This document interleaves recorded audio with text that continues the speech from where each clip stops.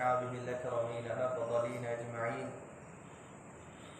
أما بعد الحمد لله رب العالمين نويت التعلم والتعليم والتذكر والتذكير والنفع والانتفاع والإفادة والاستفادة والحث على التمسك بكتاب الله وسنة رسوله والدعاء إلى الهدى والدلالة على الخير ابتغاء وجه الله ومرضاته وقربه وثوابه سبحانه وتعالى. رب اشرح لي صدري ويسر لي أمري واحلل عقدة من لساني يفقهوا قولي. ربي زدني علما ربنا لا علم لنا إلا ما علمتنا إنك أنت العليم الحكيم. معزز مكرم سادات إكرام قدر معزز حاضرين किराम सामिईन और नाज़रीन अस्सलामु अलैकुम व रहमतुल्लाहि व बरकातुहू। अस्सलाम व रहमतुल्लाहि व बरकातुहू। फ़िक़्ह के हवाले से सुन्नत नमाज़ों का बयान जारी था और सलातुल लैल सलातुत तहज्जुद के हवाले से हमने गुफ्तगू की और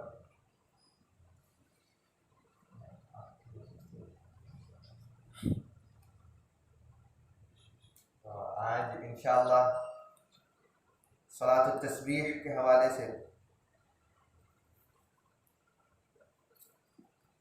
जो अहकाम हैं वो मुख्तसर जिक्र किए जाएंगे। सलातुत तस्बीह उस नमाज का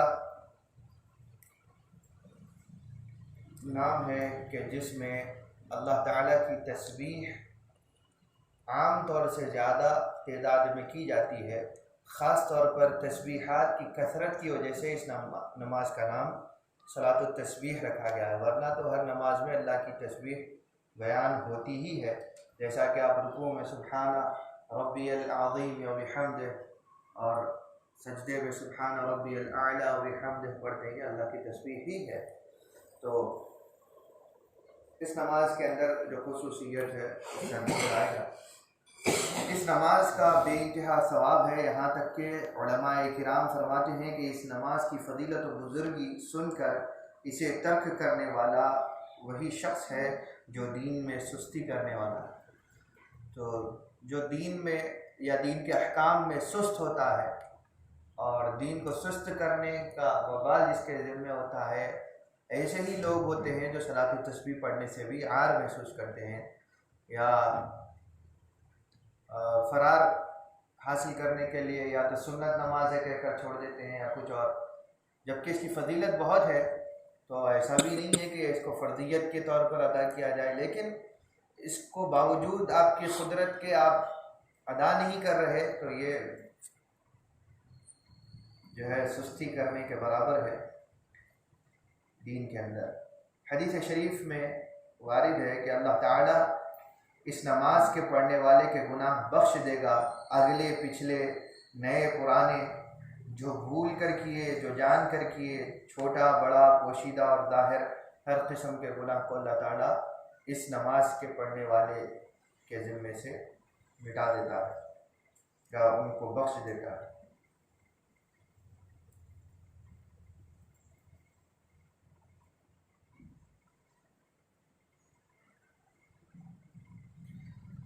सलातुत तस्बीह की तरकीब भी जो है कुरान मजीद में तालीम फरमाई गई है। माफ़ करना, कुरान मजीद ने हदीस शरीफ में इसकी तरकीब भी वारिद है। फिर फरमाया तो एक मकाम पर के हुज़ूर सल्लल्लाहु अलैहि वसल्लम ने अगर तुमसे हो सके तो हर रोज़ एक बार सलातुत तस्बीह की नमाज़ पढ़ा करो। अगर रोज़ाना ना पढ़ सको तो हर हफ्ते में एक मरतबा, और ये भी ना हो सके तो हर महीने में एक मरतबा पढ़ो, और हर महीने में भी ना पढ़ सको तो साल में एक बार पढ़ो। अगर साल में एक मरतबा भी तुम ना पढ़ सको तो कम अज़ कम उम्र में एक मरतबा पढ़ लो। सलातुत तस्बीह की 4 रकात हैं जिसमें 300 मरतबा तस्बीह पढ़ी जाती है, और जो तस्बीह पढ़ी जाती है वो है सुब्हानल्लाह सुब्हानल्लाह वल्हम्दुलिल्लाह वला इलाहा इल्लल्लाह वल्लाहु अकबर।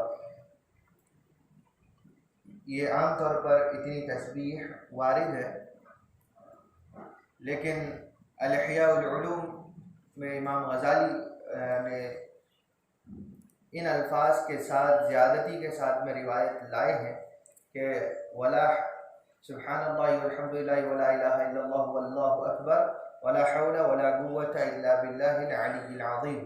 यहाँ तक तस्बीह पढ़ने की रिवायत भी आपने जिक्र फरमाई है इमाम गज़ाली ने।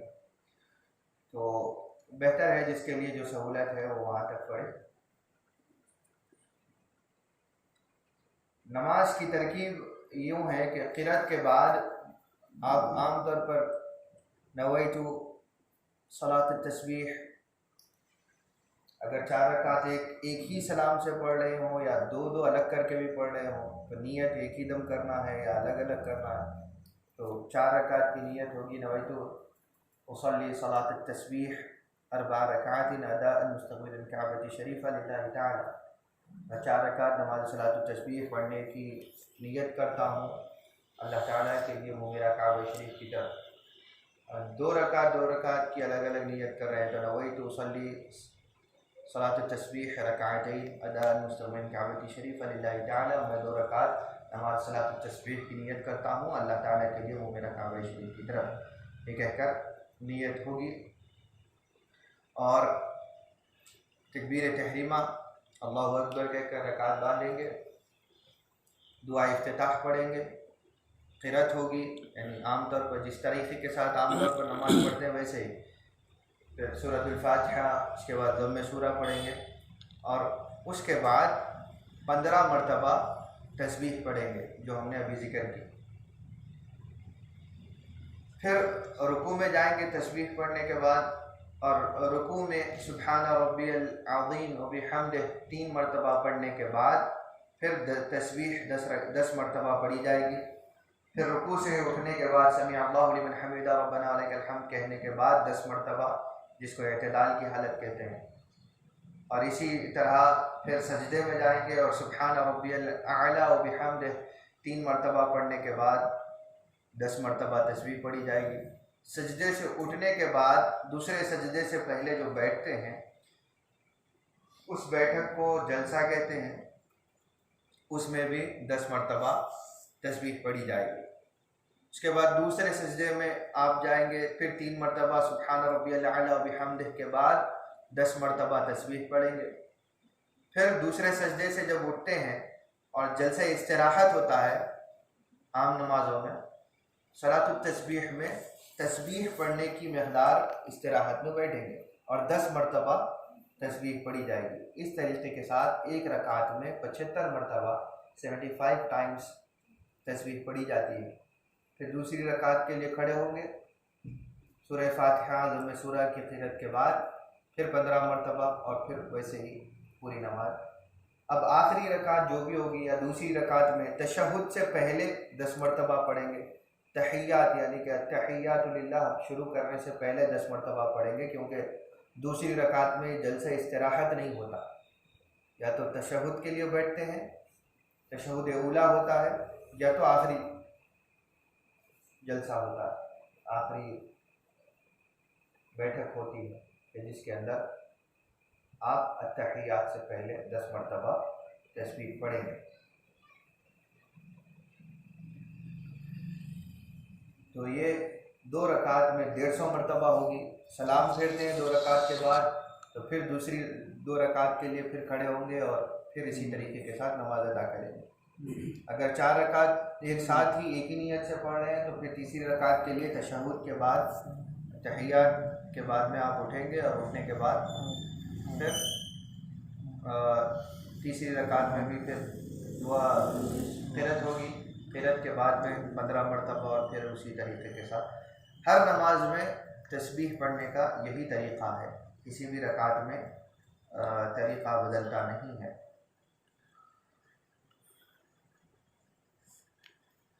और ये जो तरीक़ा हमने बयान फरमाया है, ये तरीक़ा तस्बीह हज़रत सैयदना अब्दुल्लाह इब्न अब्बास रज़ियल्लाहु अन्हुमा हिब्रुल उम्मा रज़ियल्लाहु अन्हुमा की रिवायत के मुवाफ़िक़ है। एक और तरीक़े की, एक मारूफ तरीक़े से नमाज़ पढ़ी जाती है, जैसा कि हम बर सग़ीर में हैं, यहाँ पर अहनाफ की कसरत है और अहनाफ का तरीक़ा अदाए सलातुत तस्बीह थोड़ा सा मुख्तलिफ है। उनके यहाँ क़िरात से पहले तस्बीह पढ़ी जाती है वगैरह वगैरह। वो कंफ्यूज नहीं करना चाहता इसलिए वो तरीक़े को जिक्र नहीं करूँगा, लेकिन वो जो तरीक़ा जिनको भी मालूम है वो हज़रत सैयदना इब्न मसऊद रज़ियल्लाहु अन्हु का जिक्र किया की रिवायत के ऊपर अमल करते हुए अहनाफ उस तरीक़े पर नमाज़ पढ़ते हैं। शाफ़िइया में अक्सर तरीक़ा हज़रत सैयदना अब्दुल्लाह इब्न अब्बास रज़ियल्लाहु अन्हुमा से ही मरवी है, रिवायात को बहुत ज़्यादा अहमियत दी गई, तो लिहाजा ये हमारे यहाँ उनकी रिवायत पर मबनी है। और अल्लाह ताला जज़ाए खैर दे मोहम्मद बिन अब्दुल्लाह बिन अब्बास रफ़ी साहब को कि वो जो रातें मुतबर्रिक होती हैं उन रातों में तरीक़े अदाए सलातुत तस्बीह भी बनाकर पूरा तफसील के साथ भेजते हैं, जिसमें दोनों ही तरीक़े शामिल होते हैं। तो जो जिस तरीक़े का पढ़ने वाला है वो उस तरीक़े के साथ पढ़ ले, लिहाजा इस तरीक़े के साथ में वो भेजते हैं। लेकिन शाफ़िइया के यहाँ अब्दुल्लाह इब्न अब्बास, क्योंकि ये दर्स फ़िक़्ह शाफ़िई का है, तो ये आपको बताना मकसूद है कि उसमें से जो तरीक़ा हज़रत अब्दुल्लाह इब्न अब्बास का मरवी है वही तरीक़ा इख्तियार करें।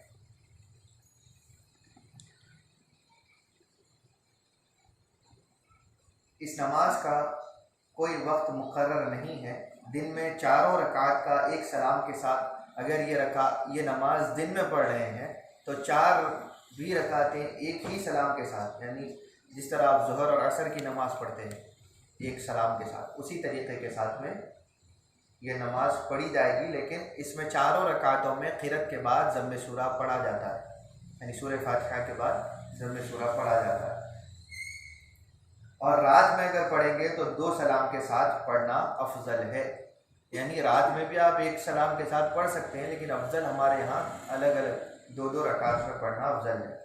इस नमाज को दिन में एक मरतबा या उससे ज़्यादा मरतबा भी पढ़ सकते हैं। अगर एक मरतबा दिन में हमेशा रोज़ाना ना पढ़ सकें तो कम से कम जुमा के दिन आदत बना लें कि दिन में या रात में सलातुत तस्बीह का एक मामूल बना लें कि ये फ़लाँ वक्त मुकर्रर कर लें कि ये वक्त में मैं नमाज़ पढ़ूँगा। देखिए हम हफ्ते में एक मरतबा बैठने, खाने या दोस्तों के साथ में वक्त गुजारने का या कोई और चीज़ का एक वक्त बना लेते हैं, तो वैसे ही सलातुत तस्बीह का भी वक्त बना लीजिए। बमुश्किल आधा घंटा नमाज के लिए वक्त लगता है। अगर कोई ज़्यादा ही इत्मीनान से पढ़े तो भी पौन घंटे से ज़्यादा, 45 मिनट से ज़्यादा नहीं होता।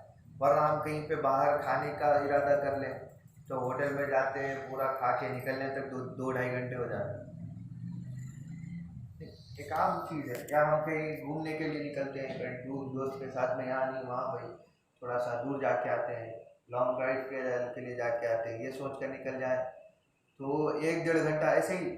तो बताने का मकसद क्या है, आप जब एक इरादा करके निकलते हैं तो आपको वक्त की जो है ना आपके पास में कदर या उसकी पाबंदी नहीं रहती।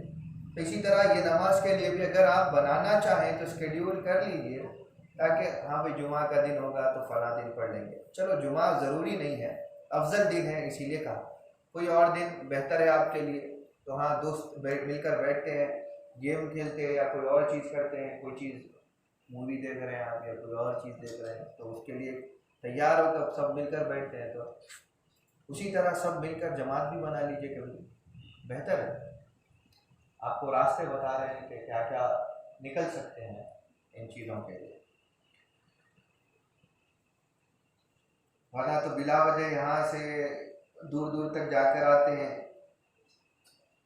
लेकिन जो है नमाजों के लिए कहो तो फिर बहुत सारे काम याद आ जाते हैं। होता है नमाज के लिए हो तो बहुत काम याद आ जाता है। वही आपको जो है ना बैठकर बातें करने के लिए बोलो घंटों बातें करेंगे, खेलने के लिए बोलो घंटों खेलेंगे, लेकिन जब ना काम रहता है ना सीरियसनेस रहती है जैसे ही खेल ख़त्म हुआ बड़े सीरियस हो जाते हैं कि भाई फला काम है, नियत में आया। खैर अल्लाह हमें तौफीक दे। वरना महीने में एक मरतबा कम से कम कोई महीने में एक दिन मुतय्यन कर लीजिए। जिस तरह महाफिल के लिए तारीख़ मुकर्रर होती है, पहली, 22वीं, 7वीं, 9वीं, 11वीं या जो भी तारीख़ात हैं, तो तवारीख़ मुख्तलिफ जिस तरह बना ली जाती है, उसी में भी ये भी कोशिश की जा सकती है कि महफिल के आगाज़ से पहले सलातुत तस्बीह पढ़ लें या महफिल के बाद में पढ़ लें, जैसा भी हो।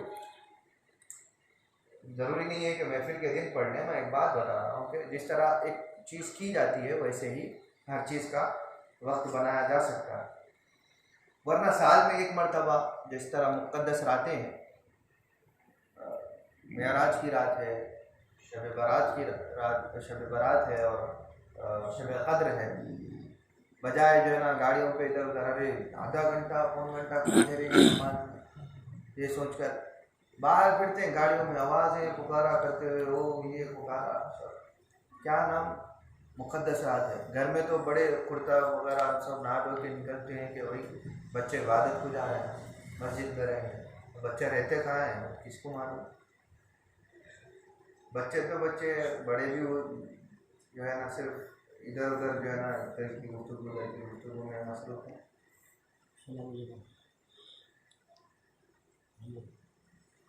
तो ये भी ना हो सके तो आखिर में उम्र में एक मरतबा पढ़ लेना मसनून है।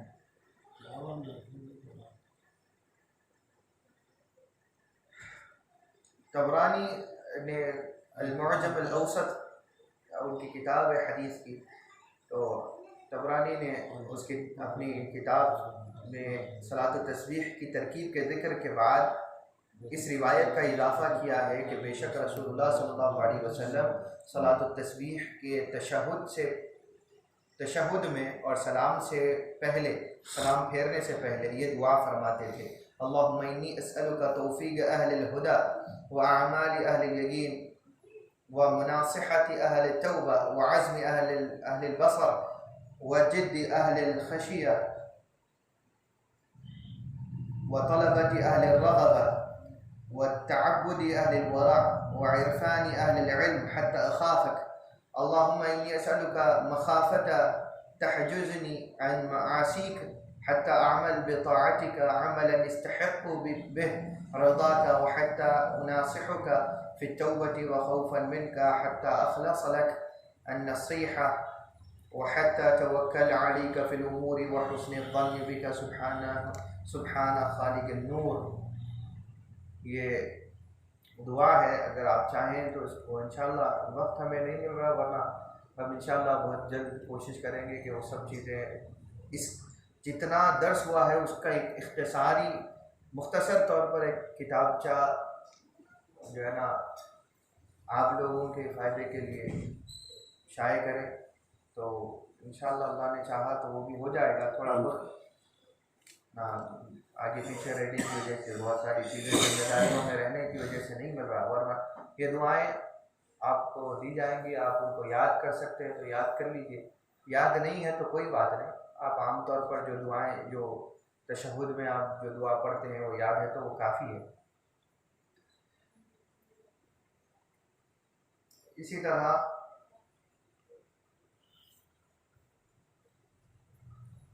हज़रत अब्दुल्ला इब्न मुबारक रहमतुल्लाह अलैह से दरियाफ़्त किया गया कि अगर सलातुत तस्बीह में गलती के बाइस सहू वाक़ हो तो क्या दोनों सजदे सहू में 10-10 मरतबा तस्बीह पढ़ी जाएगी।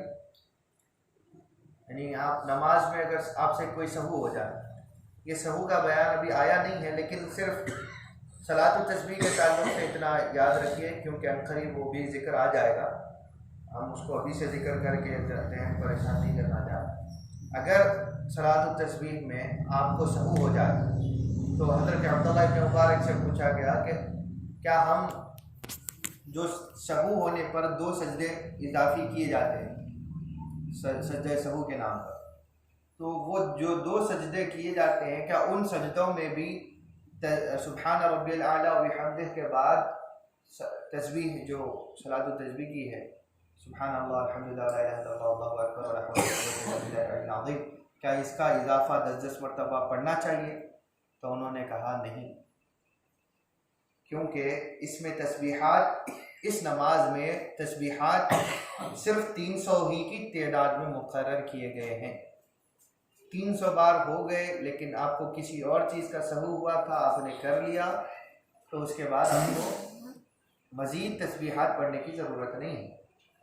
इसे सिर्फ सजदे सहू, इसलिए सिर्फ सजदे सहू करना पड़ेगा और उन सजदों में ये तस्बीह नहीं पढ़ेंगे। इसी को इमाम नववी ने अपनी किताब अल-अज़कार में भी रिवायत फरमाया है। अल-क़ौल अत-ताम में इब्न अम्माद अगफहसी अश-शाफ़िई रहमहुल्लाह, ये अगफहसी बहुत बड़े शाफ़िई इमाम हैं, फ़क़ीह हैं शाफ़िइया के। एक अहनाफ के भी इमाम हैं जो करीब करीब नाम होता है, वो है हस्कफ़ी। तो ये दूसरे हैं, ये अक़फ़हसी हैं। इमाम हस्कफ़ी और हैं वो हनफ़ी हैं। तो इब्न इमाद अक़फ़हसी अश-शाफ़िई ने अल-क़ौल अत-ताम में इस मसले को भी जिक्र करते हुए कहा कि अगर सलात तस्बीह में सहू हुआ तो सजदे सहू करे। तस्बीह का इआदा यानी तस्बीहात को दोहराना ज़रूरी नहीं है, क्योंकि तस्बीह 300 मरतबा ही मुकर्रर की गई है। इसी को तिरमिज़ी ने किताब सुनन में भी जिक्र किया है। और जलसे इस्तिराहत को तवील नहीं किया जाएगा सिवाय सलात तस्बीह के। किसी दूसरी नमाज में जलसे इस्तिराहत यानी कि आप पहली रकात में या तीसरी रकात में दूसरे सजदे के बाद खड़े होने से पहले जो मुख्तसर सा बैठते हैं, हम दूसरी नमाज़ों के बयान में जिक्र कर चुके थे, फिर भी आपको एक और मरतबा दोहराते हैं कि दूसरी रकात के लिए खड़े होने से पहले या चौथी रकात को खड़े होने से पहले दूसरे सजदे के बाद जो बैठक होती है, इख्तिसार बिल्कुल एक तस्बीह की माने, वो बैठक को तवील नहीं किया जाएगा सिवाय सलातुत तस्बीह की नमाज में। सलातुत तस्बीह की नमाज में 10 मरतबा तस्बीहात पढ़े, उतना ही बैठना, उससे ज़्यादा बैठना मकरूह है। तो आज का बयान इसी नमाज के ऊपर हम इत्तिफा करते हैं। इंशाअल्लाह आइंदा दर्स नमाज इस्तिखारा के बयान में होगा। तो आप अगर कोई सवाल करना चाहते हैं तो कर लें इंशाअल्लाह। आज के दर्स के मुताल्लिक़ सलात तस्बीह के ताल्लुक़ से अगर कोई सवालात हैं तो कर लें दर्स के अगले हिस्से की तरफ। सलात तस्बीह की जो रकात बनती है, तो रकात बनते ही 15 मरतबा तस्बीह पढ़ना है या सूरह फातिहा जब सूर्य के बाद पढ़ना है? शाफ़िइया में जो तरीक़े अदाए नमाज सलात तस्बीह है, नमाज तस्बीह की जो नमाज जो हम पढ़ते हैं उसमें रकात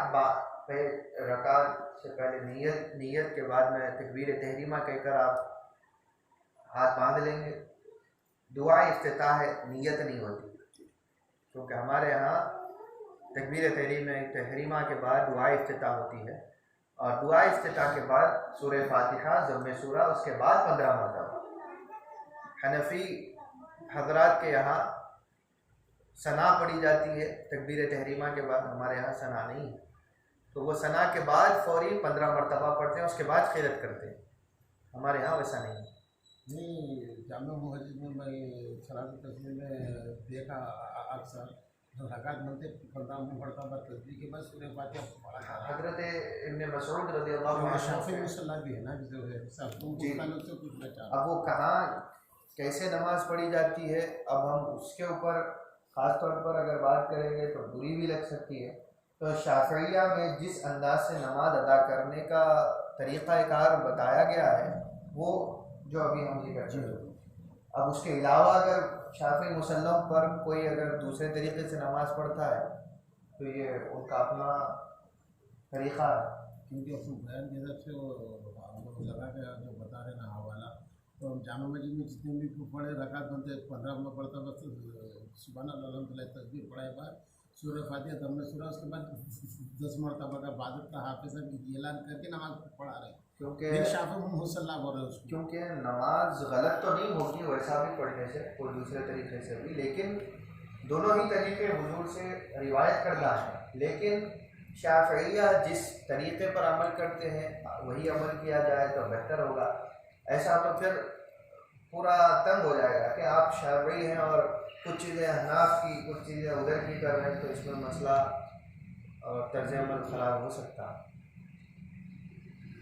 अल्लाह मालूम, हम जो अक्सर का अमल है हमने वो जिक्र कर दिया, हम किसी के अमल को बुरा करेंगे। अक्सर हम बचपन में जामा मस्जिद में जो देखा चलाते हैं, इसलिए आपको खुलासा अच्छा, ये पता नहीं है, अलबत्ता बचपन से हम जिस तरीक़े पर नमाज़ पढ़ते आए हैं वो हमने सुना दिया कि हज़रत अब्दुल्लाह इब्न अब्बास का जो अभी आपको तरीक़ा सुनाया गया है, ये फकीर में भी खुद बचपन से पढ़ी है, हमने अपने बड़ों से भी इसी तरह समाज किया था सवाल है अभी आपका। और हमारे यहाँ भी वैसे ही देखा गया। नहीं, नियत भी बच्चों के लिए सलातुत तस्बीह की नियत एक बार दोहरा दिए तो जैसा कि है इसमें भी नवैतु उसल्ली सलातुत तस्बीह अर्बअ रकाअतिन अदाअन मुस्तक़बिलन काबती शरीफा लिल्लाहि ताला। अरबी में यूँ, अरबी की याद नहीं है तो उर्दू में मैं नियत करता हूँ नमाज तस्बीह या सलातुत तस्बीह अदा करने की 4 रकात अल्लाह ताला की के लिए मेरा काबा शरीफ की तरफ ये नियत होगी। यानी कि हर नमाज की नियत वैसी ही है जिसमें आपको नमाज और तेदाद रकात बदलता है। ये सुन्नत है ना, ये नमाज सुन्नत है या इसको नफल मुअक्कदा भी कहते हैं। हमारे यहाँ नफल मुअक्कदा और सुन्नत एक ही दर्जे में आती है हमारे पास, जैसा कि क्योंकि ये जो टर्म्स हैं, इस्तिलाहात हैं, ये अहनाफ में ज़्यादा पाई जाती हैं कि फ़र्ज़, उसके बाद वाजिब, उसके बाद सुन्नत मुअक्कदा, उसके बाद सुन्नत गैर मुअक्कदा, उसके बाद नफल। ये अहनाफ के पास इस्तिलाहात हैं। हमारे यहाँ फ़र्ज़ और वाजिब एक ही नमाज को कहते हैं। फ़र्ज़ कहिए या वाजिब कहिए, दोनों एक ही माना में फ़र्ज़, ठीक है। सुन्नत और नफल मुअक्कद दोनों भी एक ही माना में। इसके अलावा जो इनके अलावा अगर हम जो नमाज़ें पढ़ेंगे उनको मुस्तहब नमाज़ें कहा जाएगा सवाब के लिए, वो आपके लिए बेहतर है पढ़ना। तो ये जो हम सुन्नत नमाज़ों के बयान में जो नमाज़ें जिक्र कर रहे हैं ये तमाम की तमाम सुन्नत ही हैं, या इनको अगर कोई फ़ुक़हा ने नफल मुअक्कद कहकर भी जिक्र किया है तो हमारे यहाँ ये दोनों ही नफल मुअक्कद और सुन्नत एक ही दर्जे में है, ठीक है। इमाम के पीछे नमाज पढ़ो तो तस्बीह को दोहराना, जब आप 15 मरतबा इमाम के पीछे भी हैं तो आपको, इमाम तो ज़ोर से तस्बीह नहीं पढ़ेंगे, इमामत कर रहे हैं तो याद रखिए कि जहाँ पर सलात तस्बीह में तस्बीहात को इमाम ज़ोर से नहीं पढ़ेगा, सिर्फ क़िरात की जगह ज़ोर से पढ़ेगा। बाकी जो है ना, जहाँ पे तस्बीह पढ़ने की बात होगी वहाँ खामोश रहेगा, इमाम भी आहिस्ता से पढ़ेगा, मुख्तदी भी उतने वक्त में जितने मरतबा दोहरा सकते हैं दोहरा लेंगे। तो काउंट कर सकते हैं लेकिन दिमाग सिर्फ अगर हम गिनती में अगर लगाए रखेंगे तो नमाज ख़राब हो सकती है। लेकिन बआसानी कि ज़्यादा अपने दिमाग को नमाज से की तवज्जो से ज़ाइल करने की बजाय उंगलियों पे या कोई और मुस्तहसन तरीक़े से आप गिन सकते हैं तो गिन लेना काफ़ी, या उंगलियों पे गिन लेना, ठीक है। अब उंगली हटा के हाथ उठा के नहीं गिनेंगे, नमाज में ठहरे ठहरे ही एक अंदाज़ा भी एक चीज़ होती है। बाद इमाम क्या है तस्बीह होने से पहले चले जाते हैं। हाँ, तो अब इमाम सबके लिए तो एक, अब सब कोई जल्दी पढ़ता है कोई देर से पढ़ता है, तो अब इमाम तो इमाम है, इमाम का काम है कि एक मुअतदिल वक्त में खड़े रहे, उसके बाद में रुकू कर ले, यानी दरमियानी वक्त, ना ज़्यादा देर ना ज़्यादा जल्दी। तो इमाम ऐसे वक्त में ऐसे एतबार से पढ़ेगा कि जिसमें दोनों ही शामिल हो सके। अगर किसी की तस्बीह कम हो रही है तो कोई बात नहीं, लेकिन अगर एक आध तस्बीह रह गई है और इमाम ने रुकू कर दिया तो आप जल्दी से उसको पढ़ के फिर इमाम के साथ शामिल हो सकते हैं। लेकिन आप बहुत ही आहिस्ता से पढ़ रहे थे और इमाम ने रुकू कर दिया, अभी 10 या 7 या 8 या 5 तस्बीहात बाकी हैं, उतना इमाम से मुताबिअत में पीछे रहना ये कराहत है नमाज की, तो इसलिए उसको छोड़ देना अच्छा होगा। तो इसलिए इमाम के एतबार से आप, इसलिए इत्तिबा की बात होती है ना, इमाम के ताबे रहने की, यही तो वजह है। अब इमाम पढ़ ले तो अल्लाह ताला से उम्मीद रख सकते हैं कि इमाम के ज़रिए से अल्लाह आपकी तस्बीहात को मुकम्मल करे। अब कोई और सवाल होने से पहले एक और बात कि इस नमाज में कौन सी सूरतें पढ़ी जाएं, तो एक और बात याद आ गई। तो अफजल जिन सूरतों को बयान किया गया है वो है पहली रकात में सूरतुल क़द्र, इन्ना अंज़लनाहु फ़ी लैलतिल क़द्र, उसके बाद दूसरी रकात में वल अस्र इन्नल इंसान लफ़ी खुस्र, ये सूरा। तीसरी रकात में कुल या अय्युहल काफ़िरून, चौथी रकात में कुल हुवल्लाहु अहद, ये सूरतें पढ़ना ज़्यादा अफजल बताया गया है। इसके अलावा आप कोई भी पढ़ सकते हैं, ये भी शाफ़िइया के यहाँ अफजलियत के एतबार से बताया गया, ज़्यादा बेहतर है। कोई और सवाल? 4 एक साथ पढ़ सकते हैं ना, 2-2 करके पढ़ना जरूरी है। दिन और रात में आप 4 एक साथ पढ़ना चाहें तो पढ़ सकते हैं, लेकिन अगर दिन में पढ़ें तो बेहतर है कि चारों एक ही साथ पढ़ें। अगर रात में पढ़ रहे हैं तो बेहतर ये है कि 2-2 करके पढ़ें, वरना आप 4 एक साथ भी पढ़ सकते हैं। बेहतर अगर पूछें तो दिन में 4 एक साथ, रात में अगर पढ़ेंगे तो 2-2। कोई और सवाल है तो पूछिए, शर्माइए नहीं। उस्ताद गिरामी सैयद मोहम्मद बिन याहया अल-हुसैनी निनावी फरमाते हैं कि सबसे बेवकूफ़ वो सवाल है जो कभी किया ही ना जाए। बहुत खूबसूरत बात लिखी कि सवाल बेवकूफ़ है या नहीं है ये आप फैसला नहीं करना चाहिए। सवाल अच्छा है बुरा है ये आप सोचना नहीं। जिस किसी के लिए भी आम तौर पर सवाल आपके दिल और दिमाग में कर दीजिए, कौन हंसता है, कौन देखता है, कौन क्या समझता है, इसकी आपको फिक्र नहीं। आपका अपना शुबा, आपका एक डाउट जो है वो क्लियर हो जाए तो वो बेहतर है। तो कहा कि सबसे बेवकूफ़ वो सवाल है जो कभी किया ना जाए। सवाल बेवकूफ़ नहीं होता, ना किया जाना वो सवाल बेवकूफ़ हो जाता। तो आप पूछ सकते हैं अगर कोई है। सवाल इल्म की कुंजी है। जी, सवाल इल्म की कुंजी भी है। तस्बीह यूज़ कर सकते हैं, आप कुंजी है। तस्बीह बोला यूज़ करना। कर सकते हैं। तस्बीह जो बीजम नहीं याद वो अमल कसीर में आ जाएगा। शायद कोई और चीज़ का इस्तेमाल हालत नमाज में नहीं किया जा सकता। नमाज के बाहर आप तस्बीह पढ़िए, डिजिटल तस्बीह पढ़िए या आउटडेटेड तस्बीह पढ़िए, आप वुडन तस्बीह पे पढ़िए या पर्ल्स की तस्बीह पे पढ़िए, स्टोन्ड तस्बीह पे पढ़िए, आप किसी भी एतबार से पढ़ सकते हैं। हालत नमाज में उंगली ठीक है आपके जिस्म का हिस्सा है, आप उसके ऊपर अदद कर रहे हैं तो चल जाता है। लेकिन आप किसी और कोई और भी शख्स को देखा जाता है, लोग करते हैं ऐसी बात जो आपने सवाल किया, अच्छा किया, लोगों को देखा जाता है कि कर रहे हैं लोग। हत्ता के बाद को ये देखा गया है कि फ़ोन के अंदर जो है काउंटर होता है तो उसको प्रेस करते हैं और काउंटिंग करते हैं। अब काउंटिंग की बात आ गई तो किसी का फ़ोन आ गया तो उठा के इत्मीनान से देख के, उसकी म्यूज़िक बज रही है, एक साहब इत्मीनान से देख रहे हैं, क्या कर रहे हैं आप? तो वो इत्मीनान से पहले शनाख्त कर ले रहे हैं कि करने वाला कौन है। अगर उस पर नाम भी आ रहा है तो अच्छा ये कौन से मसले में कर रहा है, ये पैसे लेने के लिए आया है, पैसे देने के लिए आया है, क्या कितनी देर देखेंगे आप?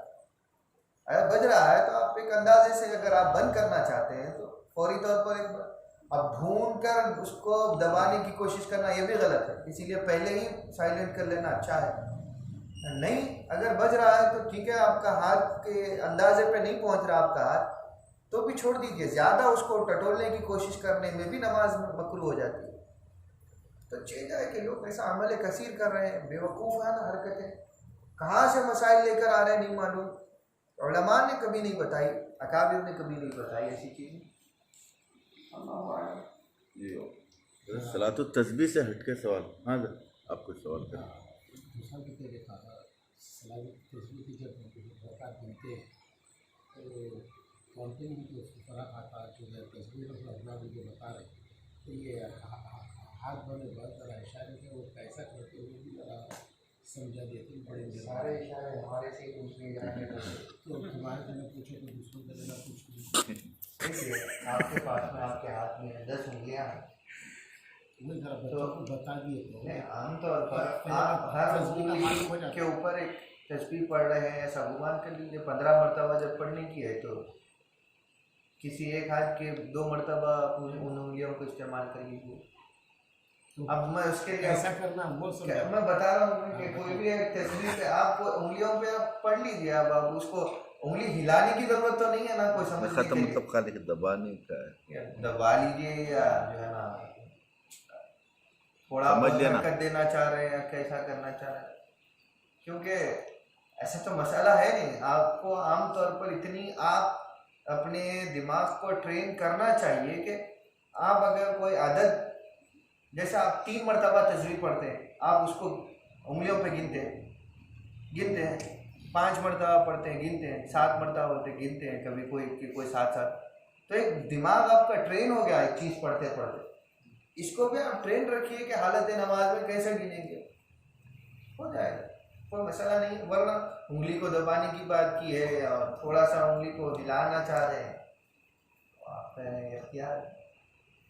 तो ये सलातुत तस्बीह से हटके सवाल है, अगर कोई शख्स जमात से नमाज अदा कर रहा है और उसे यकीन नहीं है, मतलब कैफियत उसकी यकीन की कैफियत नहीं है कि कायदे में बैठे न बैठे दूसरी रकात में, जबकि इमाम को और दूसरे मुसल्लियों को यकीन है कि दूसरी रकात के कायदे में बैठे, और दूसरे जो हजरात बाहर नमाज से बाहर है वो लोग को डाउट ने बल्कि कामिल यकीन है कि दूसरी रकात के कायदे में नहीं बैठे, 3 रकात ईशा की नमाज में तीसरी रकात में सलाम फेर दिए, दूसरी रकात में बैठे बगैर उठ के फिर तीसरी रकात में फेर दिए, तो अब ऐसे क्या करना चाहिए? देखिए सबसे पहले तो बाहर के लोग तो पूरी नमाज अगर उन्होंने देख रहे थे तो जमात में कहीं शामिल नहीं हुए भी, पहले तो ये बात। तो बाहर से देखने वाला शख्स लाजिम है, ज़रूरी है कि वो या तो बीच में आया है या बाद में। अब अगर जमात में शामिल हो गया तो फिर अब उसके बाद में जब बीच में अगर शामिल हुआ है तो इमाम की पैरवी करेगा, ठीक है। अगर उन्हें दूसरी रकात में आया तो उसकी वहाँ से पहली है तो उसको तो पहले बीच में निकल करने की ज़रूरत ही नहीं है। बाहर के शख्स की बात यहीं ख़त्म। अब रही बात जो लोग नमाज में हैं, इमाम को यकीन है कि वो दूसरी रकात में बैठा था तो नमाज हो गई। शाफिया में जहाँ कहीं कोई शक की बात आए तो यकीन की तरफ चले जाने को तरजीह दी गई है, यानी कि मैंने ये किया या नहीं किया, कोई भी चीज़ ये आपके जहन में शुबा हो जाए तो करने की तरफ चले जाना। ये फुक़हा का कौल है जो हम, ये मुझे याद भी है कि हमने जो है ना इसको जिक्र कर दिया था नमाज के बयान में, लेकिन फिर से अगर आपको याद आया है तो इमाम को यकीन था तो नमाज खत्म। हाँ, अगर नमाज के होने के बाद उसको फिर एक चीज़ यकीनी तौर पर उसके दिल में ये बात आई कि नहीं किया था, तो अगर नमाज को दोहराना चाहे तो दोहरा ले, लेकिन नमाज हो गई थी क्योंकि हालत नमाज में उसको यकीन था। वो दोहराना चाहे तो दोहराएगा ये चीज़।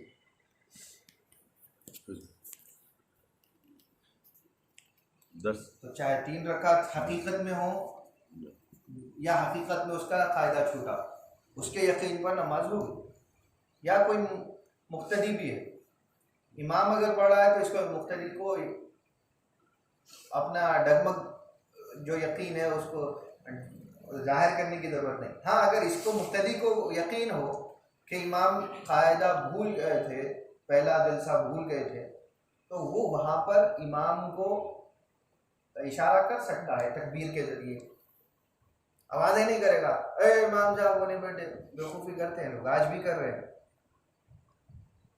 या अपने हलफ को हरकतें देते हैं। अरे कुव्वत इल्ला बिल्लाह। आपको इतना ये नहीं कि कैसे करना है, तकबीर कहिए, इमाम मुतवज्जे हो जाएगा। इमाम वही जो मसाइल से आगाह हो। और माशाल्लाह बात तो ऐसे हैं कि क़िरत में आगे पीछे हो गए, इमाम से ख़ता हो गई, बहुत सारी वजूहात है इमाम से ख़ता होने की, ठीक है। क़िरत में आगे पीछे हो गया इमाम, तो क्या करते हैं, बड़े ख्वाहिश होती है कि जिसको याद होता है, या पीछे अगर कोई दूसरा हाफिज हो तो बड़ी ख्वाहिश होती है लुक़मा देने की, तो आपको उतना सब्र करने की ज़रूरत। इमाम को खुद उसको रेक्टिफाई करना चाहिए, वो जब तक वो सही ना कर ले, जब तक आप खामोश रहेंगे। पीछे पढ़ने वाला चाहे अल्लामा हो, वो खैर जो अच्छा बड़ा इल्म वाला है वो तो देगा ही नहीं, क्योंकि उसको मसला मालूम होगा। ये जो मनचले लोग होते हैं पीछे, चाहे हाफिज कुरान, उनको बड़ी ख्वाहिश होती है कि हमारा लुक़मा हम दिए पढ़ने के बाद अपने कॉलर सीधे करने के लिए। ये मसाइल ऐसे नहीं होते। अब इमाम अगर 3 आयात भी दुरुस्त पढ़ चुका है, या 3 आयात के बराबर वाली उतनी बड़ी आयत अगर पढ़ चुका है, तो उसकी क़िरत सही हो गई। या अगर इब्तिदा में उसने गलत पढ़ा लेकिन आगे की आयत वो सही पढ़ चुका है, तो आपको लुक़मा देने की ज़रूरत ही नहीं है, क्यों दे रहे? तो ऐसा खुद हमारे साथ भी हुआ है, कभी तरावी पढ़ा रहे हैं, ख़ता हुई तो बड़ी तेज़ी के साथ, जितनी हमारी तेज़ी में अगर ख़ता हुई उतने ही इन पल्स ऑफ रिएक्शंस में पीछे से जाना शुरू। लुक में किसके लिए भाई? ज़रा सब्र भी नहीं है, सामने वाला सही करे। आप हाफिज़ कुरान हैं, आप खुद इमाम होते होंगे कहीं ना कहीं, आपको क्या ये नहीं पता कि इमाम 3 मरतबा तक दोहराए और फिर वहीं अटकता रहे, तब जाकर लुक़मा सही होता है कि उसको दिया जाए। 3 मरतबा इमाम दोहराए और उसके बाद में भी लुक़मा सही ना हो। और पहले तो शाफ़िया में ज़म्मे सूरा में अगर कोई अटके तो भी नमाज ख़राब नहीं होती, क्योंकि हमारे यहाँ फ़र्ज़ सूरतुल फातिहा हो गई तो क़िरत की फ़र्ज़ियत ख़त्म हो गई। सूरतुल फातिहा अगर कोई भूल जाए तो नमाज पूरी की पूरी बात है, नमाज ही नहीं होती। ला सलाता इल्ला बिल फातिहा, हुज़ूर अकरम सल्लल्लाहु अलैहि वसल्लम का फरमान है, मुस्लिम शरीफ में है, बुखारी मुस्लिम में उनकी, बग़ैर फातिहा के नमाज ही नहीं होती। तो ऐसी चीज़ें हैं, खैर क्या क्या बताया जाए, अल्लाह आलम। और कोई सवाल हो? मैंने कोई तो ठीक है, दर्स के अगले हिस्से की तरफ हम बढ़ते हैं। किब्रीत अल-अहमर वल इक्सीर अल-अकबर के बयान में हम पिछले दर्स में गुलामतिया और कलंदरों का और गुलामतियों के गिरोहों का तज़किरा कर चुके कि वो और उनका तरीक़ और उनके कैफियत क्या होती हैं, उसका एक खुलासा दिया है। हमने उनकी कैफियत को नहीं बयान किया, उनकी कैफियत किस पैराए में होती है, हमने उन पैराओं का तज़किरा किया। आगे सैयदना इमाम अल-आइदरुस इरशाद फरमाते हैं, मिन हुर्मतिल मुमिनी हुस्नुल ज़न्नि बिह, एक बाब कायम करते हैं, टॉपिक कहा कि मुमिन की हुर्मत और उसके साथ हुस्न ज़न्न यानी नेक गुमानी, अच्छी गुमानी, अच्छा गुमान करना, और मोमिन का एहतराम या उसकी हुर्मत, उसका तक़द्दुस क्या है, ये भी हिस्सा है सुलूक का, ये भी हिस्सा है विलायत के रास्तों का, अहले तसव्वुफ का। फरमाया क़ाल अल-उलमाउ बिल्लाहि वल अइम्मा, उलमाए बिल्लाह और अइम्मा ने इरशाद फरमाया, यानी अहले तसव्वुफ अहले विलायत ने इरशाद फरमाया, जैसा कि मिसल इमाम अब्दुल्लाह बिन असअद अल-याफ़िई व गैरुहु मिन अल-उलमा, जैसा कि इमाम अब्दुल्लाह बिन असअद अल-याफ़िई वगैरह इन जैसे उलमा ने भी जिक्र किया है। क़ाल अल-उलमा क़ाल इमाम अब्दुल्लाह बिन असअद अल-याफ़िई फ़ी किताबिही, इमाम अब्दुल्लाह बिन असद ने अपनी किताब नशरुल महासिन में जिक्र किया, कुल्तु वलिअज़मति हुर्मतिल मुअमिन इज़ा सदर मिन्हु कुफ्रुन सरीहुन यतअम्मदुहु औ इर्तद्द अनिल इस्लामी वलियादु बिल्लाहि ला युबादिरु इला क़त्लिही बल यस्तताबु वुजूबन व इस्तिहबाबन अला खिलाफ फी ज़ालिक फ़कैफ़ बिमन ला यअलमु तअम्मद अल-कुफ्र मिन्हु वल-लफ़्ज़ु यहतमिलु वुजूहन मिन इरादात at-तख़सीस व ग़ैरिही व यहतमिलु अयज़न as-सहव व सब्ग़ al-लिसानी इला ग़ैरि ज़ालिक फ़यंबग़ी अन तथबुतु व क़द सर्रह al-इमाम al-ग़ज़ाली अन। इसके बाद आते हैं कि फरमाया कि इमाम अल-याफ़ी फरमाते हैं मोमिन की हुर्मत और अज़मत जो है वो ये है कि अगर उससे कोई सरीह, यानी सरीह कहते हैं वाज़िह, क्लियर कुफ्र भी अगर उससे सादिर हो जाए, व यतअम्मदहु, या अगर वो इर्तिदाद इस्लाम से मुर्तद हो जाए मुमिन, और मुर्तद होना यानी कि किसी भी इस्लामी अहकाम से फिर जाना और इस्लाम छोड़ देना, ये इसको इर्तिदाद कहते हैं। ठीक है, इस्लाम छोड़कर किसी वजह से इस्लाम से बाहर कोई दूसरे मज़हब को इख्तियार करना, या इस्लाम को छोड़कर किसी भी मज़हब में ना भी जाना, इस्लाम छोड़ देना, ये इर्तिदाद कहा जाता है। और कुफ्र कहा जाता है कि किसी चीज़ का इनकार कर देना, कुफ्र इनकार से,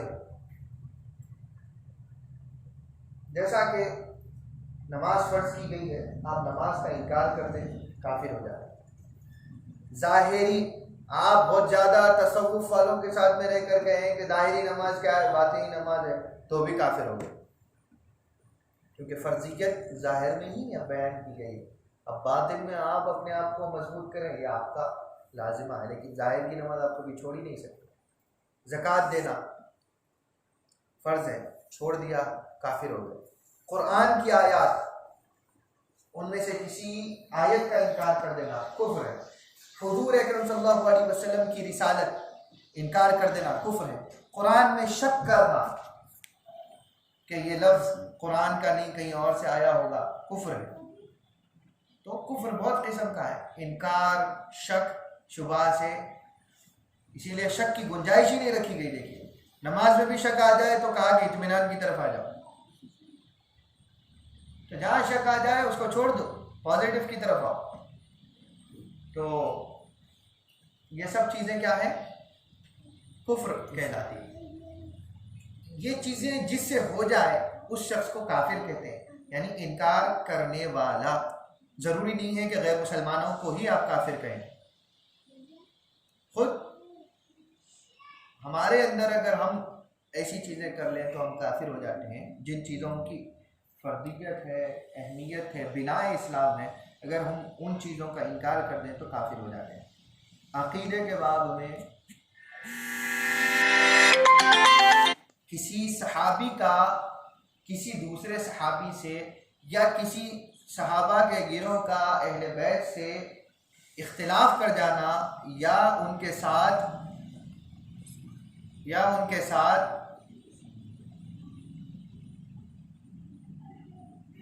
के बाद में मैं एक अहमियत की बात बता रहा हूँ, क्योंकि हमारी कौम ख़ास तौर पे इन चीज़ों की तरफ जा रही है। मैं उनसे हमारा काम सिर्फ आप तक पैगाम पहुँचाना है, क्योंकि हम बैठते घंटा डेढ़ घंटा जो भी दर्स में है, उसमें भी चंद चीज़ों को लेकर अगर आपकी तवज्जो ज़ायल होती है तो ये बहुत काबिल कबूल नहीं है ज़रा भी। वरना बेहतर है कि आप कितनी परेशानी है, कोई परवाह नहीं है कि हम जो सुनना चाह रहे हैं उनको 4 को सुना दें या 1 को सुना दें। तो बड़ा फितना चला है इसको लेकर, मैं इसके लिए ये बात कह रहा हूँ। सहाबा का एक गिरोह दूसरे सहाबा के गिरोह से टकरा ले, इसमें कुफ्र कोई नहीं। सहाबा की एक जमात अहले बैत की जमात से टकरा ले, कुफ्र नहीं है। अहले बैत सहाबा से टकराए किसी इख्तिलाफी मसले में, कुफ्र नहीं। इसको कुफ्र कोई साबित नहीं कर सकता अकीदे की बिना पर। और अहले सुन्नत के अकायद की जो किताब उठा लें, अगर कोई किताब आपस में दो गिरोहों का, दो मुसलमान गिरोहों का लड़ पड़ने को काफिर कहती है तो बताएं, तो कोई किताब नहीं कहती।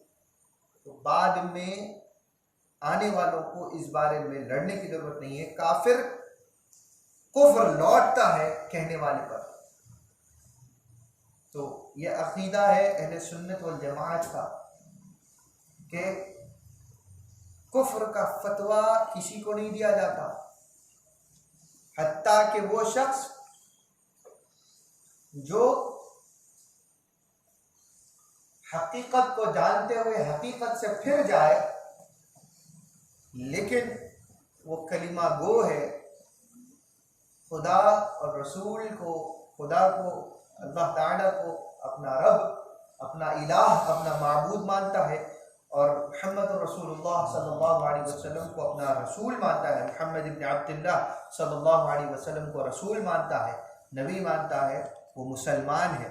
उसके बाद वो सहाबा की सहाबियत का इनकार करे या अहले बैत की फजीलत का इनकार करे, वो काफिर कहीं नहीं कहलाता, किसी नस्स कुरानी से काफिर नहीं कहलाता। अहले सुन्नत का मौक़िफ़ है, और सबसे बुनियादी और सबसे कदीम अकीदे की किताब अहले सुन्नत की हज़रत इमाम तहावी की, अबू जाफ़र तहावी, उनकी किताब को उठाकर भी पढ़ लें तो उन्होंने भी यही लिखा, काफिर कोई नहीं, काफिर कोई नहीं। हत्ता कि शियाओं पर कुफ्र का फतवा देने वाले लोग ये भी गलत है। शिया काफिर नहीं है, अहले हदीस काफिर नहीं है, जो आजकल के अहले हदीस हैं उनकी भी बात कर रहा हूँ, काफिर नहीं है। अहले तबलीग काफिर नहीं है, अकीदे से गुमराह हैं लेकिन काफिर नहीं। बहुत फर्क है जुमले में। और जो कोई कुफ्र के फतवे देते हैं वो उनको सलामत।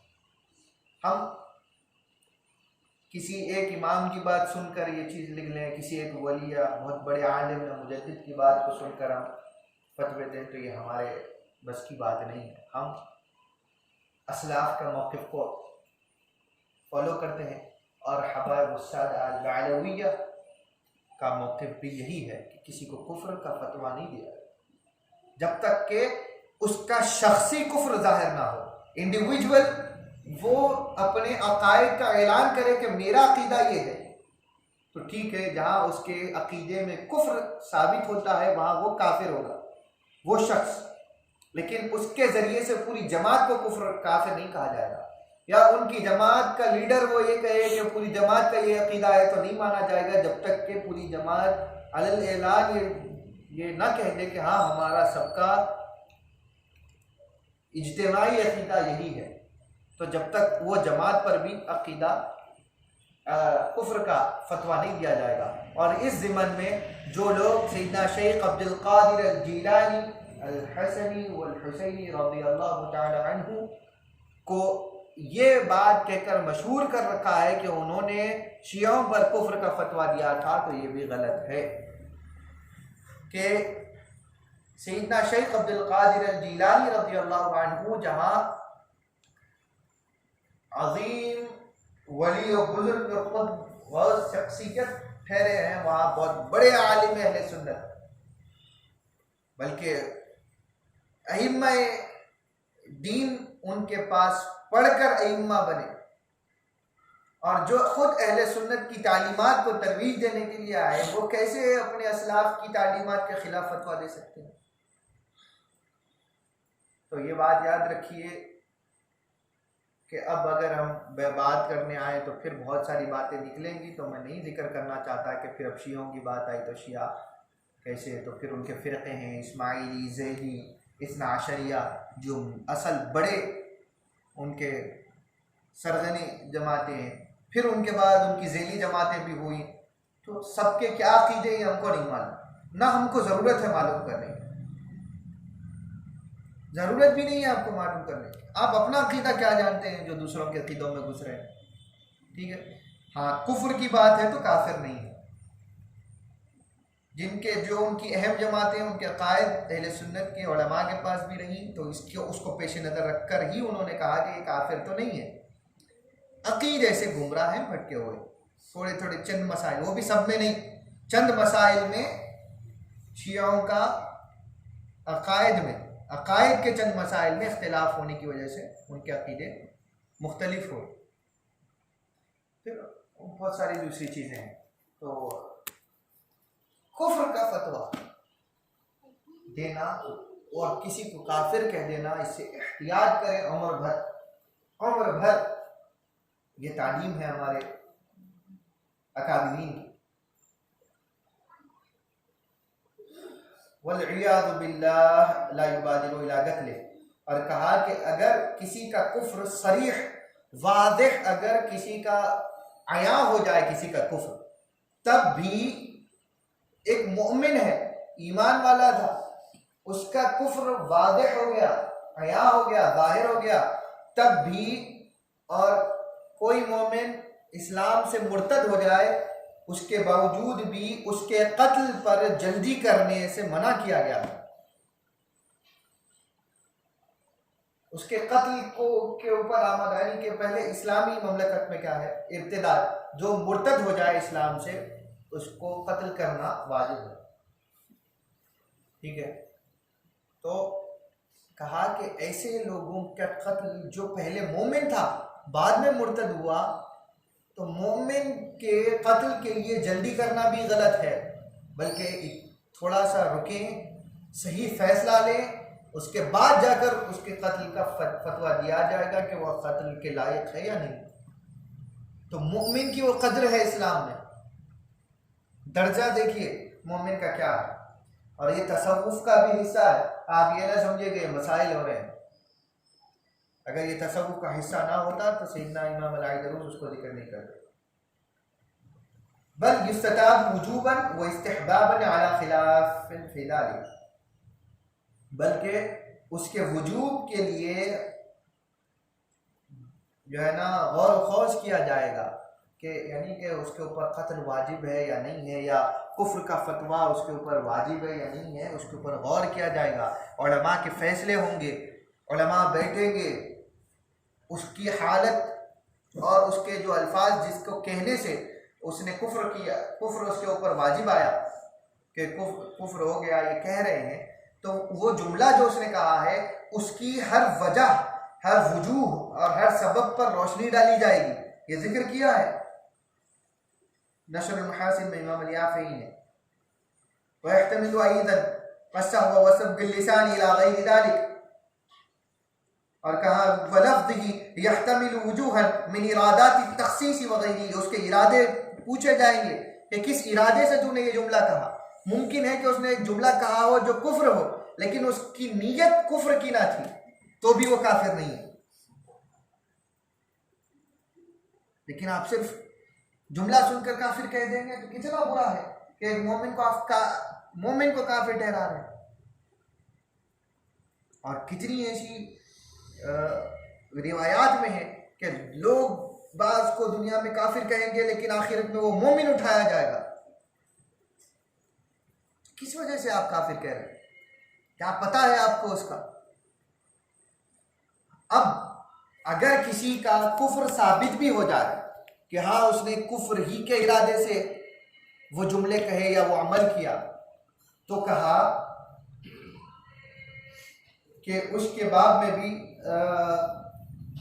जो है ना इमाम अल-याफ़ई और दूसरे उलमा ने भी इसी को कहा कि उसको कहा जाएगा युस्तताब, कि वो तौबा करे, उसको तौबा की दावत दी जाएगी। अगर वो तब भी तौबा ना करके अपने कुफ्र पर ही अड़ा रहे, तब जाकर वो काफिर होगा। अगर वो तौबा कर ले उसके बाद कि ये हाँ आया उसने कुफ्र कर लिया और वो मान भी रहा है कि मैंने ये कहा है और यही इरादे से यही नीयत से कहा है, तो वो काफिर तो हुआ है, लेकिन अगर तौबा करता है तब भी कुफ्र उसके सर से हटा दिया जाएगा। अब आगे अल्लाह जाने उसके इरादे क्या थे, हम किसी के दिल के फैसले नहीं कर सकते। फतवा दिलों पर नहीं दिया जाता, जाहिर की आमाल पर दिया जाता, और जाहिरी आमाल पे भी फतवा सोच समझ कर देना है। ऐसे नहीं उठाया फतवा दे जा लियो मेरे से लियो। या रब अल्लाह महफज़ना मिन, आमीन। अल्लाह ऐसे आमाल से हमारी हिफाजत फरमाए कि हम कभी ऐसा करें। हमें हमारे बड़ों की तालीमात पर अल्लाह ताला साबित कदमी दे कि कितनी गहराई की बातें, कितने लोग आज की तारीख में उलमा, बड़े बड़े नामों के उलमा, किताबों की किताबें पढ़ ली, लेकिन कुफ्र एक दूसरे पर लगाने पर जल्दबाजी मीडिया में आ जाते हैं लोग, काफिर उन्हें काफिर, इन्हों अपना बयान उन्हें अपना बयान, अरे बस बाजार गर्म है, बाजार गर्म है, अपने नाम को चमकाने की कोशिश। हत्ता कि जिसका लेना देना नहीं है इन दोनों मामलात में, वो भी तीसरा कहीं से आके टपकता है बीच में, क्या रे भाई मेरा भी तो नाम हो जाए ये सब खेल में, कुछ नहीं तो नहीं भाई, हाँ फला थे अल्लामा, वो वहां बैठकर वीडियो बनाते हैं, वो यहाँ बैठकर वीडियो बनाते हैं, वो फला क्या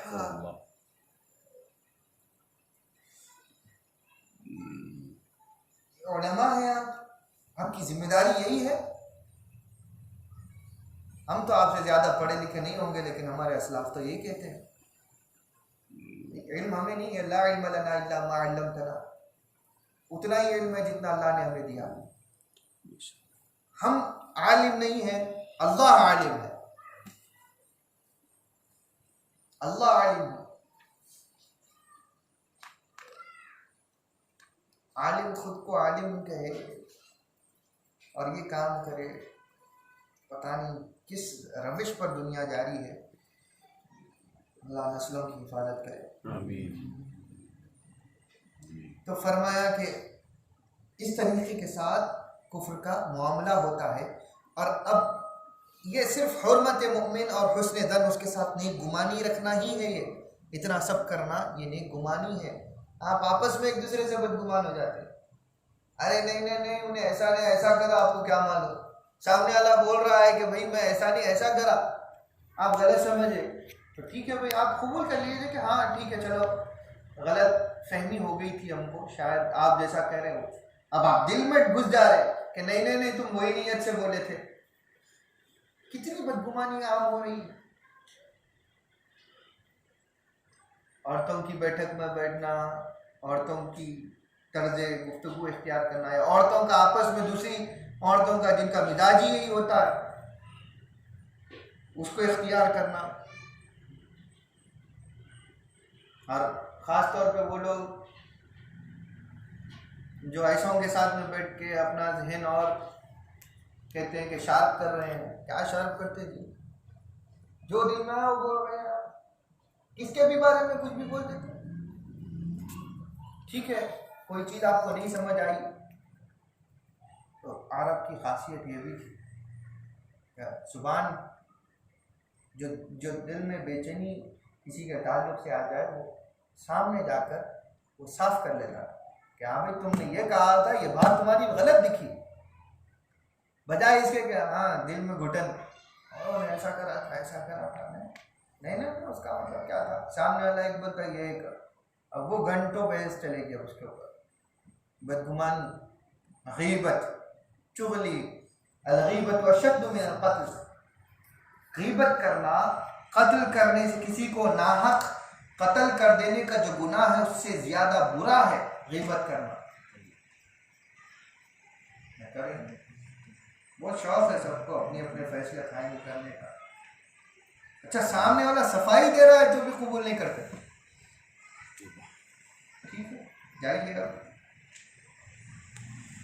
तो हमें ये सब चीज़ें छोड़ देनी चाहिए, बदगुमानी छोड़ दीजिए।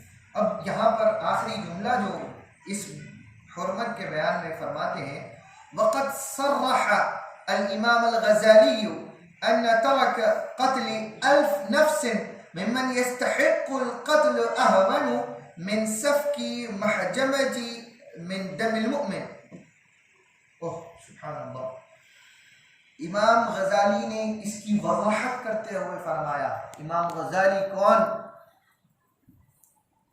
उनकी तफसील सुनाने का तो वक्त नहीं है, सिर्फ इतनी बात कहूँगा कि उनकी एक किताब, कई किताबों में से सिर्फ एक किताब अल-इहया अल-उलूम-उद-दीन, ये आपकी किताब है, बड़ी किताब है बहुत,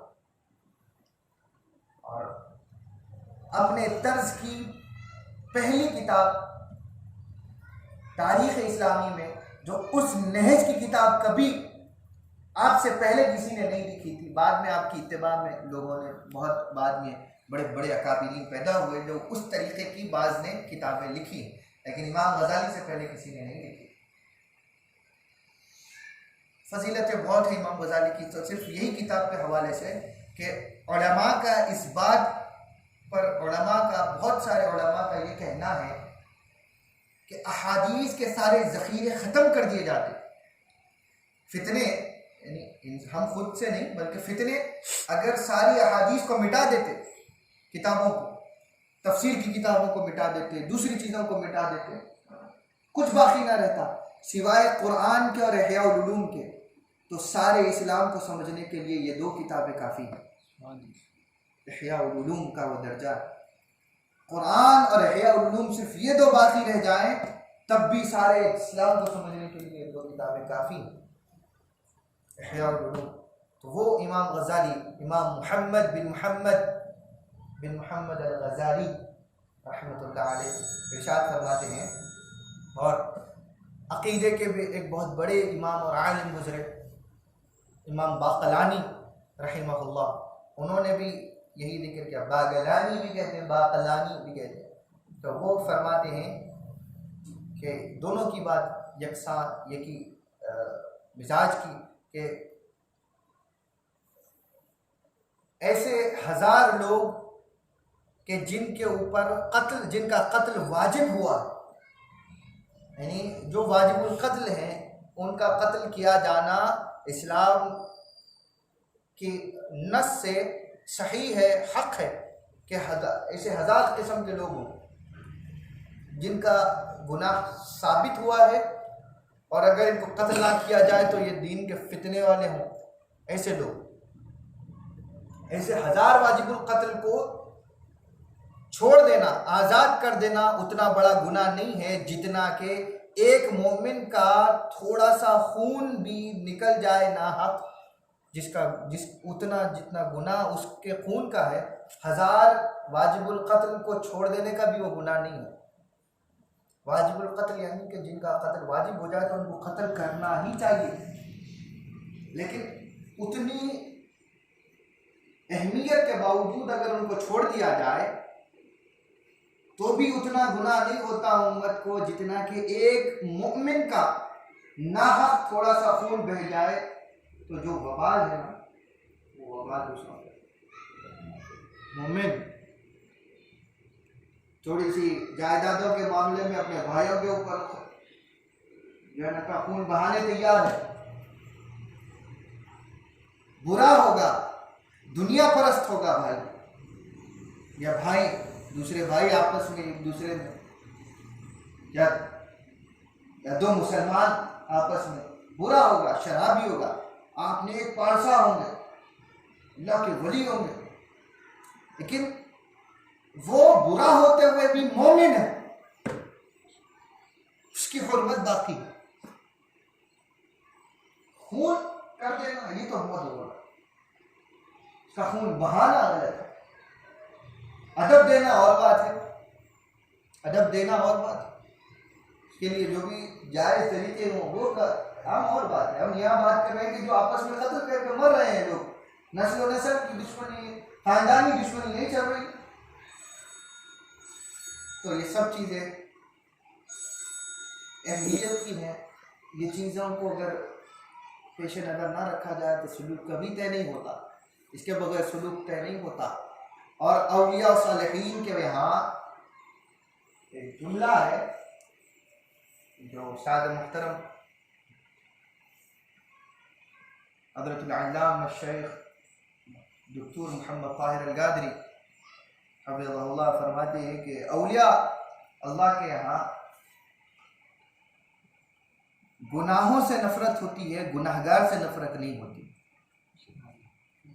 औलिया गुनाहों से नफरत करते हैं, गुनाहगार से नफरत नहीं करते।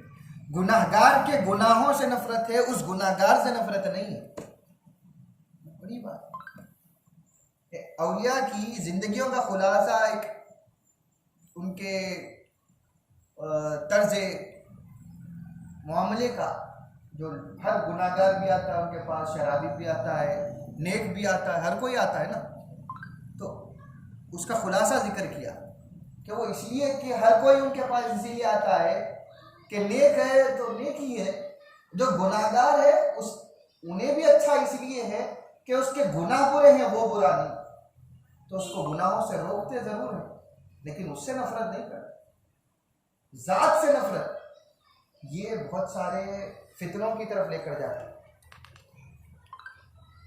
फिर सूफियती, सूफिया में क्या है, अल-मुतशब्बिह और मुतशब्बह, अल-मुतशब्बिह अस-सूफी अस-सालिक अल-वासिल, फरमाया कि सूफिया किराम मुशाबिह होते हैं अपने पीराने किराम के या अपने अकाबिरीन के जिनकी सोहबतों में वो बैठते हैं, उनकी शबीह बन जाते हैं, उनके जैसे बनते हैं। शबीह लाइकलीनेस, कि उनकी तरह हो जाते हैं, सोहबत में रहते क्यों हैं, उनकी तरह बन जाते हैं।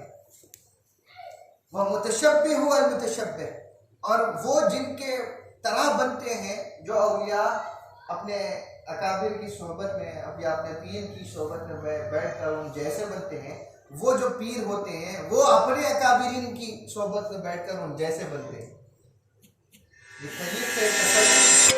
सूफिया था कि हम उन जैसे होते हैं, ये उन जैसे होते हैं, वो उन जैसे होते हैं, वो अपने बड़ों जैसे होते हैं जिनकी सोहबत होती, इस तरीके के साथ तसलसल होता।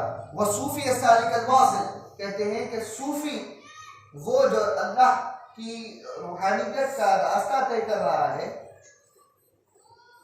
उसके बारे में कहा कि वो सालिक वासिल होता है, उसका वस्ल, उसका ताल्लुक कायम रहता है अपने, वो जिसकी सोहबत में बैठा है उस शेख से, हुजूर अकरम सल्लल्लाहु अलैहि वसल्लम का। ये शेख जिसकी सोहबत में बैठा है वो अपने पीर की सोहबत में बैठकर वो जैसा बना, वो उसका जो पीर है वो पीर अपने पीर की सोहबत में बैठकर वो जैसा बना, वो जैसा बना, वो अपने पीरों की सोहबत में बैठकर, अपने बड़े अकाबिरीन की सोहबत में बैठकर वैसा बना। ये तसलसल चलता हुआ सहाबा तक जाता है कि सहाबा की सोहबत में बैठकर ये उन जैसे बने। सहाबा किसकी सोहबत में बैठकर वो रंगत वाले बने, वो रसूलुल्लाह की सोहबत में बैठकर। और माफी के साथ कि अगर कोई ये कहे कि आप पीर की नकल कर रहा है, तो देखिए इसमें कोई बुरी बात नहीं। वो जब उन जैसा करने की कोशिश करेगा तभी उन जैसा बनेगा। हाँ, लेकिन सिर्फ नखरेबाज बन रहा है तो बात अलग है। उसका बातिन उसके अंदर, उसके दिल में अपने पीर के जैसा मिजाज पैदा हो, गलत को गलत और सही को सही समझने का मिजाज पैदा हो, हर चीज को शरीयत और हकीकत के पैरायों में तोड़ने का मिजाज पैदा हो, तब जाकर वो जैसाइयत मिसलियत में जाए, शबीह बनने की कोशिश करे। उन जैसा से मुराद जरूरी नहीं है कि मुरीद जो है पीर के जैसा ही बन जाएंगे, नहीं तो उनके जैसा मकाम लोगों में जाहिर करने की कोशिश करे। जरूरी नहीं होता कि हर हमेशा वैसा हो। उन जैसा अल्लाह ताला की खातिर उनके मामला, उनके जाहिर में भी इसीलिए उन जैसा बनने की कोशिश करता है ताकि सुन्नत का उन जैसा पाबंद बने। अब दिखावे के लिए बन रहा है या नहीं बन रहा है तो खैर दिलों की बात है। अब जो दिखावा करने की कोशिश कर रहा है तो उसके लिए खबरदार होने की जरूरत है कि तू दिखावा ना कर, चाहे तू मिजाज पैदा कर। वल मुतशब्बिह अल मुतमस्सिक बितरीक़िहिम अल मुमिन बितरीक़िहिम अल मुहिब्ब लहुम, कि एक मुतमस्सिक जो औलिया के रास्ते से जुड़ा हुआ शख्स होता है, उनके तरीके पर, उनके तरीक़त पर अमल करने वाला होता है, ऐसा शख्स मुमिन होता है, उनके रास्ते पर ईमान रखने वाला शख्स होता है, ऐसा शख्स उनके रास्ते को मानने वाला होता है कि जो उनके रास्ते पर चल रहा है, उनके रास्ते को इख्तियार किया है। अब जैसा कि जाकर एक शख्स जाकर एक पीर का मुरीद होता है, वहाँ से वो शेख जो चीज़ों को फरमाता है कि ये करो, ये ना करो, ये चीज़ों की को अपनी ज़िंदगी में इख्तियार करो, तो ये जो रास्ते पर अमल शुरू करता है इसको सालिक कहते हैं, सुलूक तय करने वाला। ये सुलूक के रास्ते पर चला है। और अल-मुमिन भी तरीक़ी है, और मोमिन होता है उनके रास्ते पर, यानी कि जब ही रास्ते पर चलता है उस शेख के, जब उसके रास्ते पर ईमान हो कि हाँ ये रास्ते पर चलकर मैं अपने बड़ों से और हुजूर सल्लल्लाहु अलैहि वसल्लम से और अल्लाह ताला से अपना रिश्ता रूहानी मजबूत कर सकूँगा। अल-मुहिब लहू, और फिर ये उन अकाबिरीन से मोहब्बत करेगा, उस शेख से और उनके मशाइखीन से मोहब्बत करने वाला बनेगा। वल-मुतशब्बिह अल-मुतशब्बिह अल-मुमिन बितरीक़ी वल-मुहिब लहू, और फिर जिसका मुरीद हुआ है या जिसके सोहबत में बैठकर उनके रास्ते के ऊपर अमल करना शुरू किया है, तो वो जिसका शेख, वो उसका जो शेख है, वो शेख भी अपने बड़े की के रास्ते का मुसाफिर होता है, और उन रास्ते और उसके पीर के रास्ते का मुरीद और मोमिन होता है, ईमान रखता है अपने पीर के। एक शख्स का मुरीद हुआ, ये शख्स भी किसी का मुरीद है या किसी की सोहबत में रहा हुआ, तो वो जिसकी सोहबत में रहा है ये पीर, तो वो जिसकी सोहबत में रहा या जिसका मुरीद हुआ, वो पीर अपने पीर की तरीक़े का मुमिन है, ईमान रखने वाला है और उनसे मोहब्बत रखने वाला है। बग़ैर ईमान और मोहब्बत के रास्ता कभी अबूर नहीं किया जा सकता। जिसके भी मुरीद बने उसके बाद उससे मोहब्बत और उसके तरीक़े पर ईमान। ऐसा नहीं है कि फिर दूसरों से नफरत करो या दूसरों में तोलने लग जाओ, अरे हमारे पीर ऐसे, दूसरे ऐसे, हंसना शुरू कर दो। गलत है ये, आपको कोई हक नहीं, वरना आप मुरीद ही सच्चे नहीं हुए। आप जब मुरीद हुए तो तसव्वुफ का रास्ता ही ये है कि आप दूसरों के लिए नेक गुमान बन जाए। अब उनके तरीके क्या है छोड़ दीजिए, आपको उनके बारे में नहीं पूछा जाए, आप अपना देख कि आप क्या हैं। वमन अहब्ब कौमन काना हुवा मिनहुम, और ये बात याद रख लीजिए कि जो शख्स जिससे मोहब्बत रखता है या जिस गिरोह से, जिस ग्रुप से मोहब्बत करता है वो उसी में से हो जाता है। जिस कौम से मोहब्बत होती है वो उसी में से हो जाता है। आपको अपने पीर से या अपने बुजुर्ग, आप जिसको भी अपना बुजुर्ग या बड़ा मानते हैं या वली समझते हैं और जाकर मुरीद ना भी हो तो भी उसकी सोहबत में जाकर बैठते हैं और उससे मोहब्बत रखते हैं, तो वो मोहब्बत आपको उन्हीं के गिरोह में से कर देगी। आप जिनसे मोहब्बत करते हैं आप उन्हीं में से होंगे। वह फिल हदीस सहीह, ये हदीस सही बुखारी और मुस्लिम और तिरमिज़ी और इमाम अहमद ने अपने मुस्नद में भी रिवायत किया और तबरानी ने भी इसको रिवायत किया, फरमाया कि और अबू दाऊद में भी है वगैरहुम, और दूसरी रिवायात दूसरी किताबों में भी ये हदीस वारिद हुई है। वो क्या, अल-मर्उ मअ मन अहब्ब, हर शख्स क़यामत के दिन उसी के साथ होगा जिससे वो मोहब्बत दुनिया में करता होगा। अगर दुनिया में रसूलुल्लाह से मोहब्बत होगी तो क़यामत के दिन भी हुजूर के साथ रहेगा। ज़बानी नहीं, दिल क़ल्बी मोहब्बत। दुनिया में अकाबिरीन से मोहब्बत थी, हबायब से मोहब्बत थी, आखिरत में भी हबायब के साथ होगा। दुनिया में सैयदना हुसैन रज़ियल्लाहु अन्हु से मोहब्बत थी, आखिरत में उन्हीं के साथ होगा। दुनिया में सैयदना हबीब अब्दुल्लाह बिन आइदरूस अल-अत्तास के साथ मोहब्बत थी, आखिरत में उन्हीं के साथ होगा। दुनिया में हबीब अब्दुल्लाह बिन अबी बकर आइदरूस से मोहब्बत थी, सुल्तान अल-मलक, आखिरत में भी उनके साथ होगा। दुनिया में सैयदना शेख अब्दुल कादिर जिलानी से मोहब्बत थी, दुनिया में सैयदना ख्वाजा मुईनुद्दीन हसन चिश्ती रज़ियल्लाहु अन्हु से मोहब्बत थी, दुनिया में हज़रत सैयदना शेख शहाबुद्दीन हफ्स उमर सरवर्दी से मोहब्बत थी, दुनिया में शेख बहाउद्दीन नक्शबंद रज़ियल्लाहु अन्हु से मोहब्बत थी, दुनिया में हज़रत शेख अहमद कबीर रिफ़ाई से मोहब्बत थी, दुनिया में दादा गंजबख्श अली हजवेरी रज़ी अल्लाह अन्हु से मोहब्बत थी, दुनिया में अगर हज़रत बाबा फरीदुद्दीन मसूद गंज शकर से मोहब्बत थी, साबिर कलियरी से मोहब्बत थी, और निज़ामुद्दीन महबूब इलाही से मोहब्बत थी, मुख्तियार काकी से मोहब्बत थी, ख्वाजा बाकी बिल्ला से मोहब्बत थी, हज़रत शेख अहमद सरहंदी से मोहब्बत थी, हज़रत सैयदना नसीरुद्दीन चराग़ दिल्ली से मोहब्बत थी, हज़रत बुरहानुद्दीन गरीब से मोहब्बत थी, हज़रत ज़ैनुद्दीन शिराजी से मोहब्बत थी, हज़रत यूसुफ़ैन से मोहब्बत थी, हज़रत बंदा नवाज़ रहमतुल्लाह अलैह से मोहब्बत थी, हज़रत कुदरतुल्लाह हुसैनी से मोहब्बत थी, हज़रत सुल्तान आरिफीन बाबा शरफुद्दीन सोहरवर्दी से मोहब्बत थी, या दीगर औलिया कसीर जिनसे भी मोहब्बत थी, आखिरत में उन्हीं के साथ दिल से मोहब्बत। अलमर्उ मअ मन अहब, दुनिया में जिसको जिससे मोहब्बत थी आखिरत में उसी के साथ उठाया जाए, आखिरत में उसी के साथ। अल्लाह ताला कहने सुनने से ज़्यादा अमल की तौफीक अता फरमाए, अल्लाह ताला हमारे अहवाल की इस्लाह फरमाए, जो कुछ हमने कहा पढ़ा सुनाया अल्लाह ताला उसके साथ अगर उसमें कोई कोताही है तो अल्लाह ताला माफ़ फरमाए, गलतियाँ हुई हैं तो अल्लाह ताला उनको दूर फरमाए, अल्लाह ताला उस पर अमल की तौफीक दे, वाबस्तगी दे, अकाबिरीन के साथ में ताल्लुक़ दे, किताब व सुन्नत का हमें अल्लाह ताला मुतमस्सिक बनाए, उसके ऊपर आमिल बनाए, हमें अपने बुजुर्गों से मोहब्बत और ताल्लुक़ और वाबस्तगी मजबूत करने की तौफीक अता फरमाए। जो कोई बीमार हो अल्लाह ताला उनको शिफायाबी अता फरमाए, जो कोई हमसे जुदा हो गए अल्लाह ताला उनकी मग़फ़िरत फरमाए, उनके दर्जात को बुलंद फरमाए, जो कोई परेशान हाल है अल्लाह ताला उनकी परेशानियों को दूर फरमाए। अल्लाह ताला हम सबको हमारे अकाबिरीन की बाअदब और उनसे मोहब्बत करने वाला बना के रखें, ताकि आखिरत में हम उनकी सोहबतों में रख सकें, उनकी रफ़ाक़तों में रख सकें, उनके ज़रिए से रसूलुल्लाह सल्लल्लाहु अलैहि वसल्लम की सोहबत और रफ़ाक़त अता फरमाए, अल्लाह ताला की खुशनुदी अल्लाह की रज़ा अता फरमाए। व सल्लल्लाहु अला सय्यिदिना मुहम्मद व आलिहि व सहबिहि वसल्लम।